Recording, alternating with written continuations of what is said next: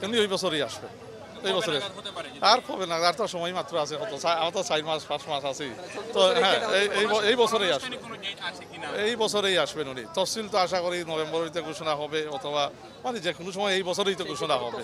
তো উনাকে এই বছরই পাবেন ইনশাল্লাহ। এই বছর এই আগামীর না মানে এখনো তো উনি ঠিক করতেছে, তো বলতে পারেন যে এই বছর উনি আসতেছে, ডিসেম্বরের ভিতরেই উনি আসবে, মানে নভেম্বর ডিসেম্বরের ভিতরেই তো উনি আসবে দেশে। না মানে এখানে কোনো তেমন বাধ্যকতা নাই, এখানে পলিটিক্যাল আমি সরি সিকিউরিটি কিছু সেন্সিটিভিটি আছে, যেহেতু উনি একজন মানে প্রধান মানে দলের রাজনৈতিক নেতা, আগামীতে ভবিষ্যতে প্রধানমন্ত্রীও হওয়ার চান্স খুব বেশি, স্বাভাবিকভাবে তাকে ঘিরে একটা সিকিউরিটির ব্যাপার আছে। তো এটা রাষ্ট্রের দায়িত্ব, তো রাষ্ট্র খুব সুন তো ডক্টর ইউনূস সাহেব তো বলছেন যে এখন প্রধান কাজটাই হবে একটা সুষ্ঠু নির্বাচনের পরিবেশ তৈরি করে নির্বাচন ফেব্রুয়ারিতে দেওয়া। তো এই মানে এই এনভায়রনমেন্টের ক্ষেত্রেই তো মানে সিকিউরিটিও পড়বে, যে নিশ্চিত করা প্রধান রাজনৈতিক দলের নেতাদের জন্য মানে এখানে এসে সুস্থভাবে ক্যাম্পেইন করা।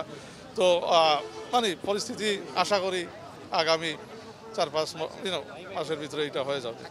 না ওই ধরনের ওই মাপের নেতার তো সবসময় একটা সিকিউরিটি থাকে, এটা তো ওয়ার্ল্ড ওয়াইড সবখানে, এটা শুধু বাংলাদেশ কেন্দ্রিক না। তো এগুলো তার স্বাভাবিক অস্বাভাবিক না, ওইটা তো মানে মানে সরকারের এবং নির্বাচন কমিশনের তো দায়িত্বই মানে মানে একটা সুষ্ঠু সিকিউর পরিবেশ তৈরি করে দেওয়া। তো ওনারা এটা বুঝেন এবং ওনারা ইনশাল্লাহ এটা করেও দিবেন আশা করি আমরা। অবশ্যই অবশ্যই তারেক রহমানই আগামী প্রধানমন্ত্রী হবেন, আমাদের প্রধানমন্ত্রী ক্যান্ডিডেট।